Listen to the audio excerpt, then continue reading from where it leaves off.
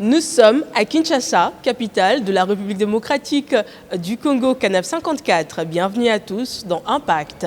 Je suis accompagnée de ma co-présentatrice, Christelle Kassongo, à qui je dis bienvenue. Merci Trinidad et bonjour à nos téléspectateurs. Notre invitée est donc Madame Anita Luamba, qui est journaliste, reporter, présentatrice de la grande édition du journal de 20h à la RTNC, la radio-télé nationale congolaise, à qui je dis également bienvenue. Merci Trinidad, merci Christelle, merci de m'avoir invitée sur votre plateau.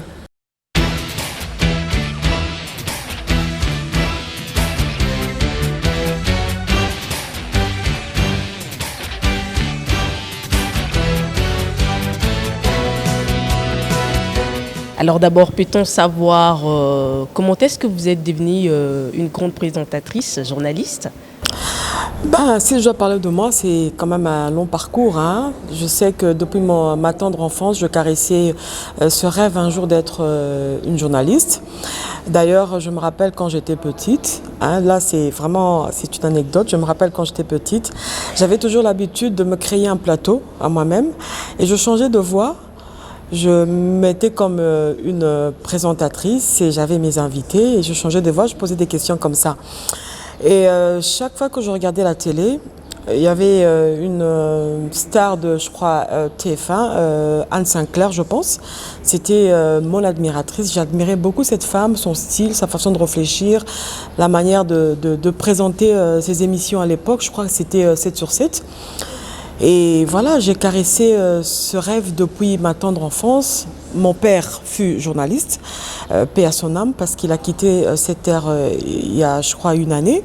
C'était un grand journaliste qui était connu à l'époque dans la province du Haut-Katanga, à Lubumbashi, dans la ville de Lubumbashi. Et je crois j'ai tiré ça de lui, et cette passion était en moi depuis ma tendre enfance. Voilà, j'ai grandi et aujourd'hui, je suis ce que je suis pour que vous m'invitez sur votre plateau. Et où vous avez fait vos études ? J'ai suivi un cursus normal. Je suis graduée, licenciée en politique intérieure. Si je dois parler de mon parcours professionnel, j'ai commencé d'abord à prester à Tropicana Télévision. C'est une occasion pour moi aussi de saluer mon mentor Kibambi Shintoa qui m'a formée. C'est par là que j'ai commencé mes premiers pas à la télévision. Puis je suis allée à Télé 7 de Modeste Mutinga qui est actuellement ministre des Affaires sociales. Je suis passée aussi par ses mains. De là, je suis allée à la RTVS 1 d'Adolphe Muzito. Là également, j'ai presté comme journaliste reporter, présentatrice des grandes éditions du 19h30 et du 20h. Et après la RTVS 1, je me suis retrouvée à la RTNC actuellement, où je suis reporter et présentatrice de la grande édition. Et quelles sont les difficultés que vous avez rencontrées durant votre parcours en tant que journaliste ? Les difficultés en tant que femme, surtout, ça j'insiste, il y a plusieurs difficultés qu'on rencontre dans notre métier. Parce que le métier de journaliste, c'est un métier, on le fait d'abord par passion. D'abord, c'est la passion qui prime. Les difficultés qu'on rencontre, c'est quand vous arrivez dans le métier nouvellement, vous devez vous créer un carnet d'adresses. Chose qui n'est pas très aisée parce que les aînés que vous trouvez là ont déjà un carnet d'adresses. Il faut percer et il y a à certains endroits où quand vous allez, vous êtes presque obligé de passer par le droit de cuissage. Ça c'est un terme interne, un jargon dans notre métier de journaliste. Alors si vous ne savez pas ce que vous poursuivez comme objectif, si vous ne savez pas ce que vous voulez exactement, vous allez tomber dans les mains de n'importe qui, on vous dira n'importe quoi, vous allez faire n'importe quoi et à la fin, vous n'auriez pas accompli votre rêve ou bien vous ne serez pas allé jusqu'à la fin de votre rêve que vous caressez. Durant votre parcours, avez-vous eu l'accès facile à l'information, par exemple ? Quel genre de formation ? N'importe quelle information. À l'information, non. Par rapport à l'information, oui. Quand on est journaliste, l'information vous vient. Des fois, vous avez une toile d'araignée, vous avez des sources qui vous livrent certaines informations, mais avant de les diffuser, il faut les recouper, il faut vérifier l'information si elle est vraie, si elle est crédible surtout. Là, enfin, vous diffusez l'information. Bon, l'information aussi, c'est l'homme politique qui crée aussi l'information, la société crée l'information. Donc, à partir de ce qu'on nous donne, nous écrivons nos papiers et voilà, nous diffusons à la télévision. Avez-vous déjà été victime d'harcèlement, de poursuites Dans la profession. durant votre parcours? Oui, très souvent, surtout quand on est intelligente, quand on est aussi une si belle femme. Bon, je ne me jette pas des fleurs, mais on fait face des fois, jusqu'à ce jour d'ailleurs, on fait face à certains harcèlements. Et comment vous faites? Ben, écoute, il faut avoir du caractère en fait. Il faut avoir du caractère. Quand on n'a pas de caractère, on fait n'importe quoi. Quand on sait ce qu'on veut et qu'on est intelligente, on sait ce qu'on veut, on sait où on va. Alors, face à ça, on est des grandes filles. Hein. On sait comment gérer toutes ces personnalités qui vous courent derrière.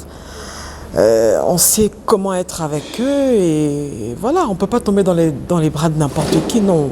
Ça, moi, j'ai un principe dans mon métier.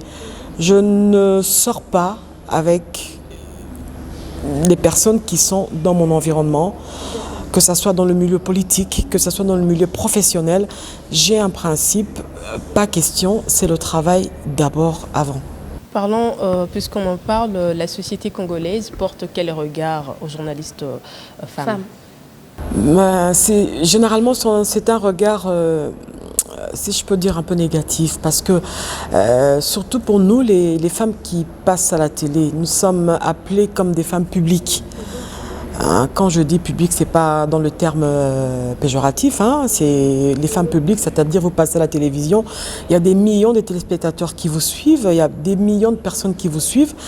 Généralement, nous, on est beaucoup plus exposés et les gens nous regardent toujours d'un mauvais œil. Les journalistes, ce sont des putes. Hein, elles courent avec les hommes politiques. Elle court avec tous ceux qui les draguent, mais en réalité, c'est pas ça. En réalité, c'est pas comme ça qu'on doit nous juger. Nous sommes des femmes intelligentes. Nous sommes des femmes. Parmi les journalistes, il y a des femmes mariées. Il y a celles qui sont fiancées. Il y a celles qui vivent avec leurs amis. Alors, on nous colle des fois cette mauvaise image parce qu'il y a aussi ce problème entre nous des chroniqueurs ou chroniqueuses et journalistes. Il y a quand même un méli-mélo. Donc disons que les chroniqueuses sont souvent légères? Non, je ne dis pas qu'elles sont légères. Leur monde, c'est un monde musical. Nous, c'est un monde politique. Alors, quand il y a certaines relations entre les chroniqueuses et leur monde, les femmes politiques et leur monde, ce n'est pas tout le monde qui doit être mis dans le même sac. Parce que parmi les journalistes, il y a des journalistes femmes sérieuses, il y a des journalistes femmes qui savent ce qu'elles valent. Et il y a certaines, je suis désolée de le dire, certaines pensent que pour obtenir quelque chose, ou un scoop, ou une information, ou un voyage avec un politique, il faut nécessairement sortir avec ce politique. Moi, je ne suis pas vraiment de cet avis, parce que moi, je tiens beaucoup à ma personnalité, je tiens beaucoup à mon image. Ne pensez-vous pas que c'est aussi une image qui a été comme imposée à cette femme journaliste, alors qu'en réalité, elle n'était pas comme ça? Oui, mais quelque part, c'est aussi de notre faute. Quelque part, c'est aussi de notre faute parce que c'est vrai, il y a quand même des bévues au sein des femmes journalistes. Ça, il faut le dire, il ne faut pas qu'on se cache, qu'on se cache la face. Il y a des bévues. Et il y a des filles journalistes qui... Aujourd'hui, elle est là-bas, le lendemain, elle est de l'autre côté. C'est connu parce qu'avec les hommes politiques, ils sont un peu comme... En fait, quand tu es avec un homme politique, l'homme politique pourra parler à l'autre et c'est parti. En fait, rien n'est caché entre nous parce qu'on se côtoie entre nous, on se voit entre nous, on discute entre nous. C'est ça notre milieu, c'est ça notre monde à nous. Quelle serait l'origine de ce problème? Je crois que c'est un problème d'éducation. Je crois que c'est un problème d'éducation, c'est un problème de personnalité. Quand on n'a pas de personnalité, on est prêt à faire tout pour être vu, surtout quand on passe à la télé. On veut paraître, on veut être bien.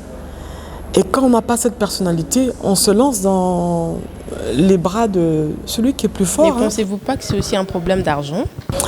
Oui, quand même, c'est aussi lié à l'argent parce que beaucoup qui viennent dans le métier de journaliste, en fait, on vient dans l'état brut. On se forme et on se crée et on a une image dans le journalisme.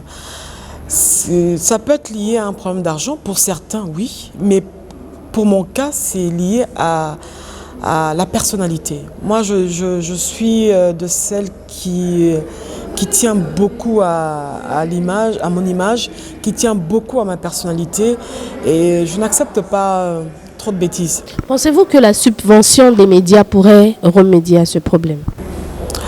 Oui, mais la subvention des médias, qui doit subventionner les médias? C'est l'État congolais.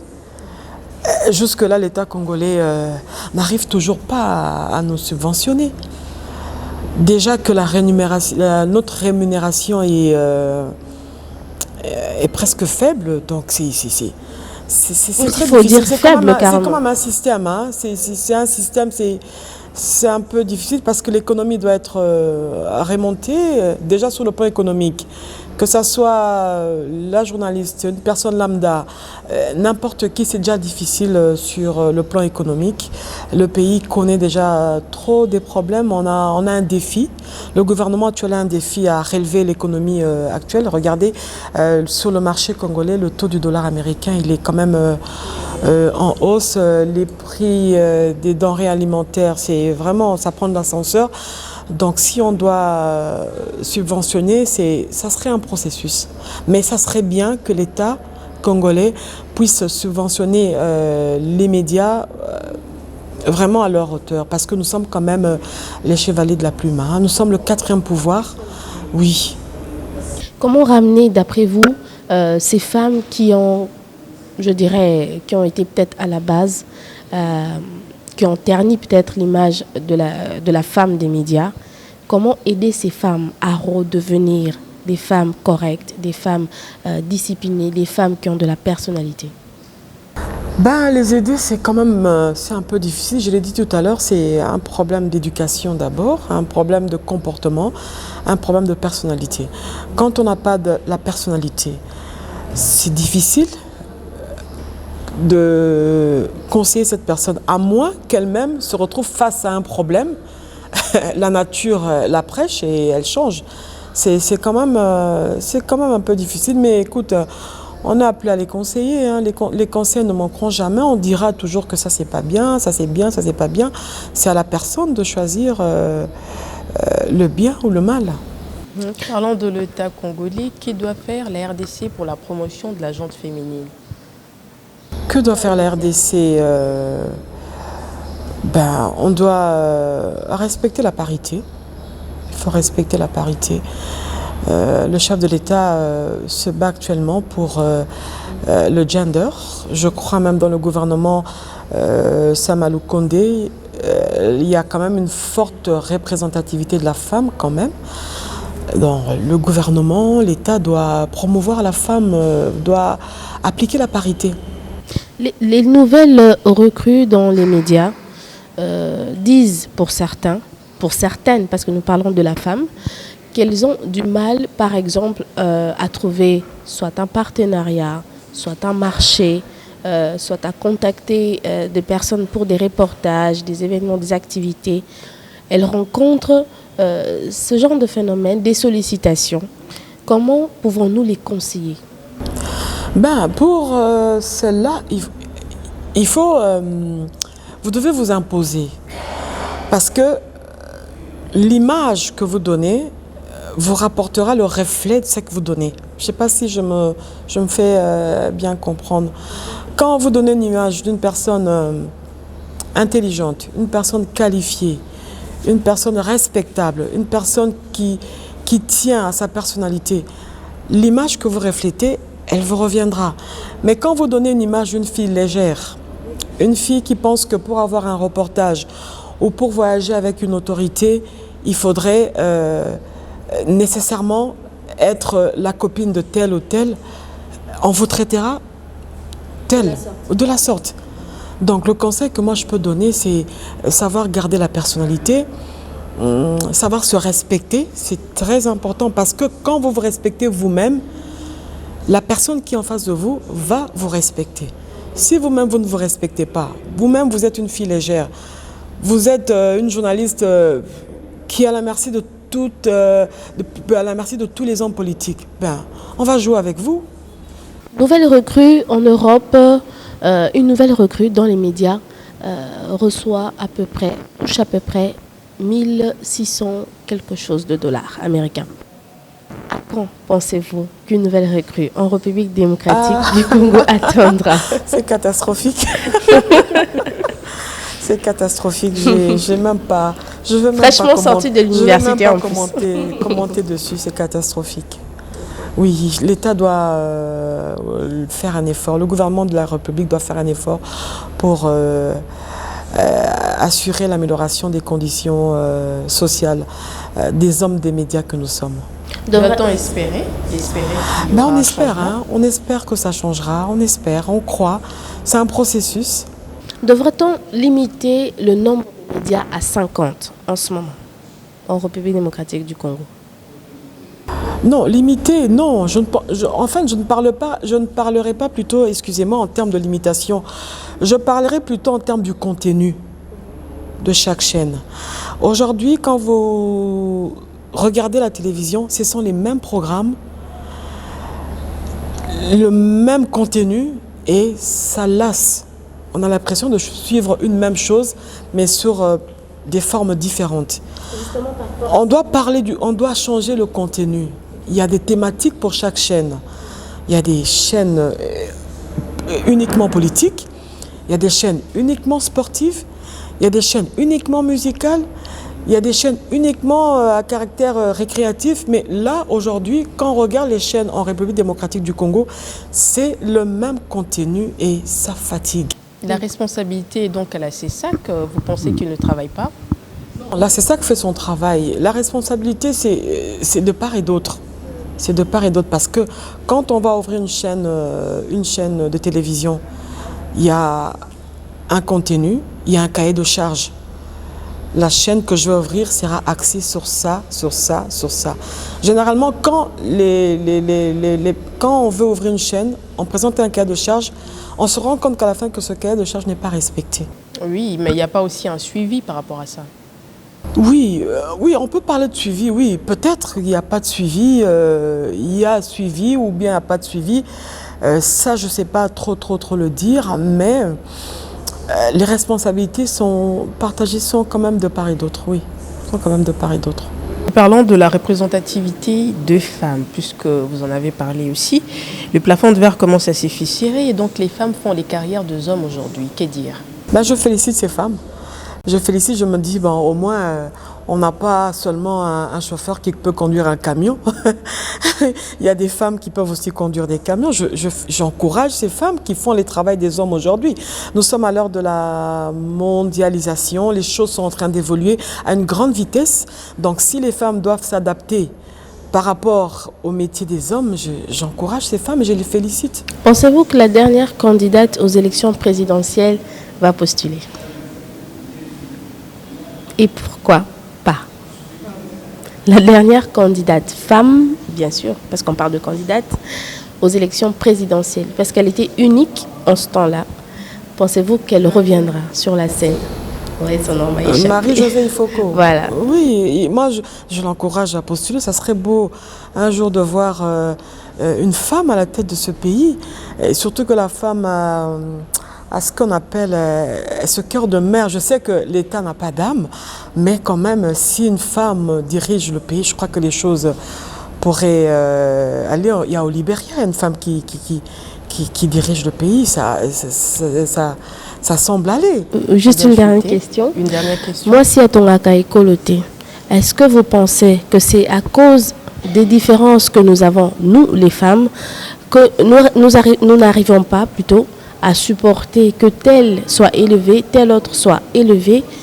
C'est de la jalousie entre nous femmes qui fait que l'on dit moi si à ton Akate et réellement on risque cela. Comment on peut dire moi ça ton Koloté? C'est ça, en fait, moi je dis que bon, c'est du n'importe quoi. Il paraît qu'on a du mal à s'accepter entre nous les femmes. Ah mais c'est aussi, chez les hommes aussi c'est pareil. Hein. La jalousie elle est humaine. La jalousie elle est humaine, elle est dans nos cœurs. C'est vrai que certaines femmes, oui, ont du mal à accepter l'élévation de l'autre. Mais quand l'autre fait bien, pourquoi ne pas l'encourager? Pourquoi ne pas la soutenir? Pourquoi être jalouse si elle a les capacités qu'il faut? Pourquoi l'écarter? Moi, c'est à ton écolo. Merci beaucoup. Et pour chuter, je veux vous citer une citation de Michelle Obama qui dit que la réussite ne se mesure pas à l'argent que vous gagnez, mais à votre capacité de changer la vie des gens. Qu'en pensez-vous? Il n'y a pas que l'argent qui change la vie des gens. Le sourire peut changer la vie de quelqu'un. La joie qu'on apporte autour de soi peut changer la vie de quelqu'un. Quelqu'un peut avoir l'argent, mais il ne sait pas apporter le bonheur autour de lui. À quoi est-ce que te servirait cet argent? Je crois que c'est ça. Merci beaucoup. Merci beaucoup. Merci Trinidad, merci Christelle, voilà, merci. Merci de m'avoir invité sur votre plateau. Ça a été un plaisir pour moi de partager ma petite expérience avec vous et avec des milliers de téléspectateurs qui nous suivront ou bien qui nous suivent à travers le monde. Merci. Voilà, c'était donc une émission fructueuse, un échange fructueux entre journalistes. Je n'étais pas seule, j'étais accompagnée de Christelle, ma coprésentatrice, à qui je remercie également. Merci Trinidad. Merci à nos téléspectateurs. Merci, c'était un plaisir sur Canal 54 de vous retrouver. Restez branchés à nos programmes. Merci beaucoup.